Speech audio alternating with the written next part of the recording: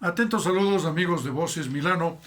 Les saluda el doctor Ludwig Álvarez Rengifo, transmitiendo en vivo desde Quito, Ecuador. El día de hoy, el lunes 8 de julio de 2024, a partir de las 10 horas 30 minutos, estaba planificado que los señores aspirantes a ocupar el alto cargo de presidente del Consejo Nacional de la Judicatura procedieran en consecuencia a formular sus planes de trabajo y a convencer de aquello a los consejeros de participación ciudadana y control social. Entre las cosas más destacadas que debería proponerse para que la alicaída imagen de los jueces, de los servidores judiciales en Ecuador, y no solamente esta apreciación es a nivel nacional, sino internacional, por la reiteración de casos en los que vemos que están involucrados muchísimos servidores de la cosa pública, en este caso servidores judiciales, llámese jueces, fiscales, etcétera. Lo que el país anhela necesariamente es tener una corrección. ¿Y una corrección en qué sentido? Simple y sencillamente, que se aplique la ley, que se cumpla aquella y que se proceda en consecuencia. Pero en economía, los economistas tenemos una máxima, y esta es que ante necesidades limitadas tenemos escasez de recursos. Nuestros recursos son limitados y lo propio sucede en el Consejo Nacional de la Judicatura. Pero hay que atacar las principales causas que originan esta apreciación de la administración de justicia en el país, que no sería en principio nada justa y desde luego nada legal. ¿Qué es lo que sucede entonces? Si bien es cierto, el país ha evolucionado adecuadamente en los cuerpos normativos a tal punto de llegar a manifestar que las audiencias presenciales se realizarán por excepción, según lo establece el propio Código Orgánico General de Procesos y resoluciones de la Corte o del mismo Consejo Nacional de la Judicatura, en la práctica aquello no sucede. Y la excepción se convierte en las famosas audiencias telemáticas, en las cuales nos presentamos las defensas técnicas, los abogados y los usuarios, los clientes.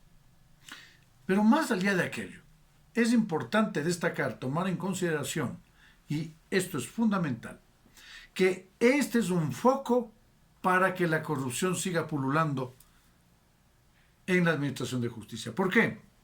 Porque se permite en práctica, en usanza de determinados malos servidores judiciales, que serían la excepción de todo el sistema, el acercarse, no personalmente a los jueces, sino a través del secretario, algún servidor de la unidad judicial X, de Constantinopla, digamos, para pedirle al abogado, en su defecto directamente al usuario, al cliente, a la parte, en el peor de los casos, $500 para que su sentencia salga A o B favorable.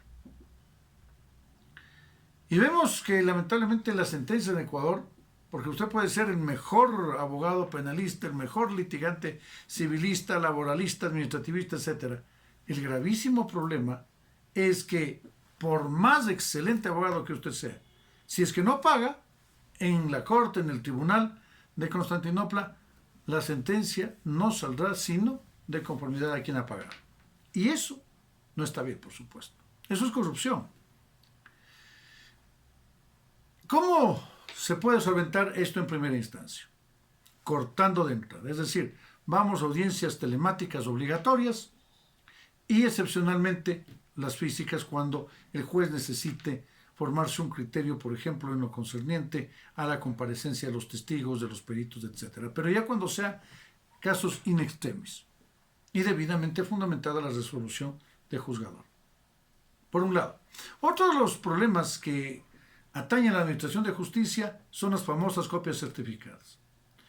El pueblo no tiene dinero, no tiene $1 para comer al día. Muchas familias, penosamente, en Ecuador y Latinoamérica. Mucho menos va a tener dinero para obtener copias certificadas del proceso a efectos de que el abogado litigante pueda, en su defensa técnica, estructurar la mejor alternativa. Entonces, ¿qué es lo que se requiere? Que ya no se siga con esta usanza de corruptela, en la cual se sacan copias físicas y después, al final del mes o a la jornada, etc., en Constantinopla se acerca el funcionario judicial y le pide su comisión al dueño de la copiadora. Eso no está bien. ¿Qué es lo que deben hacer las unidades jurisdiccionales? A través de los secretarios, digitalizar los expedientes y certificarlos con firma electrónica válida. Y subirlos, si son muy voluminosos, a la nube y remitir el link para poder obtener esas tan anheladas copias certificadas. ¿Es difícil? No. Lo único que hace falta es tener simple y sencillamente conciencia, hacer las cosas bien y tecnificarse por parte de los servidores judiciales. Ahora, para que esto se logre hacer por la voluminosidad y tomando en consideración que existe otro problema adicional, vamos a hacer un paréntesis, vamos al otro problema. Cuando usted denuncia en el Consejo de la Judicatura como abogado, tiene el riesgo de que declaren arbitrariamente, de forma maliciosa, estoy hablando del Consejo de la Judicatura de Marte, tiene el riesgo de que declaren maliciosa y temeraria, en este caso, la denuncia. Entonces le sancionan al abogado con una multa. De otra parte, para evitar el abogado, ¿esto qué hace? Presenta comunicados, oficios. ¿A quién? A la unidad disciplinaria. Pero la unidad disciplinaria después, en Constantinopla, después de coger unos $3,000 contra el secretario, el juez, etcétera, ¿qué es lo que hace? No ha reunido, dice, los requisitos de denuncia, por lo tanto se archiva la misma. Y esto no sucede solamente en el Consejo Nacional de la Judicatura, sino también en la Fiscalía General del Estado. La Fiscalía General del Estado le dice en Constantinopla, ¿sabes qué? No ha legitimado su comparecencia y, de conformidad al reglamento de quejas y denuncias, se declara como no interpuesta la solicitud. Así de simple. Y así se tapa absolutamente todo. Eso es lo que debe cambiar el señor o la señora presidenta del Consejo Nacional de la Judicatura, que va a ingresar en funciones. ¿Cómo hacerlo? Volvemos, cerramos de paréntesis, vamos al punto de las copias certificadas. Se debe remover a todos los servidores del NJS, del nivel jerárquico superior. Más o menos una masa salarial de alrededor de $500,000. Puede ser más, puede ser menos. Eso es irrelevante. Lo cierto es que por cada $1,000 se podría comprar un equipo de copiado. No voy a decir las marcas porque nuestro principal, el señor doctor Leonel Ramos de Voces Milano, me refiero, me puede multar. Entonces, simple y sencillamente, se podrían comprar, en principio, por cada mes 500 de estas máquinas. En 3 meses ya se tendrían 1,500 máquinas, para que cada unidad judicial pueda obtener y sacar las famosas copias digitales firmadas o suscritas con firma electrónica válida. Así de simple.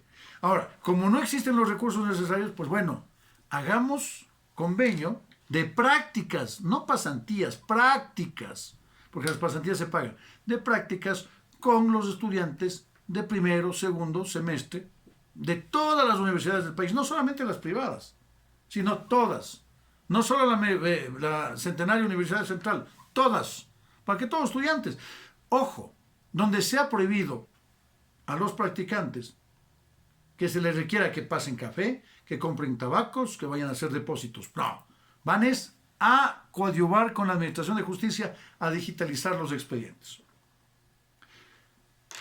Después de los 3 meses, el señor presidente del Consejo Nacional de la Judicatura puede ubicar en los cargos que requiera a las personas que considere pertinentes. Pero hará un gran cambio dentro de esta materia que tanto se necesita. Yo había advertido hace más de una década que si es que las cosas siguen de esta manera, vamos a tener jueces, fiscales y demás operadores de justicia asesinados, acribillados en las calles. Los mismos abogados. Y tuvimos un caso de un abogado baleado en la 6 de diciembre de Orellana. Tuvimos el caso de un fiscal, varios fiscales que han sido acribillados en las calles de Ecuador. Entonces, es necesario que la Administración de Justicia se encamine en un ámbito de equidad, de justicia, de derecho, donde los valores, los principios, sean aquellos que primen. ¿De qué sirve que atesoren muchos millones? ¿Qué sucede con aquellas personas que han caído víctimas del narcotráfico, de las influencias económicas, etcétera? En Cotopaxi, por ejemplo, una provincia de la zona centro del país, nada más y nada menos que un juez penal provincial privado de libertad, un juez de garantías penales privado de la libertad. Y así nos vamos por todo el país y encontramos diversos casos de operadores de justicia con problemas. Y una vez le dije a un juez de la sala de lo penal, a un juez nacional, porque evidenció un fallo que a mi juicio, a mi criterio, era extremadamente injusto. Le manifesté, mire, no es mi caso, estuve acá de oyente, pero me parece que ustedes actuaron mal. Dijo, ya está, ya se hizo y se sentenció, se acabó. Digo, sí, cierto es. Pero no olvide una cosa, incluso los jueces nacionales rendirán cuentas ante Dios. Pasaron más o menos unos 15 días de ese juez falleció.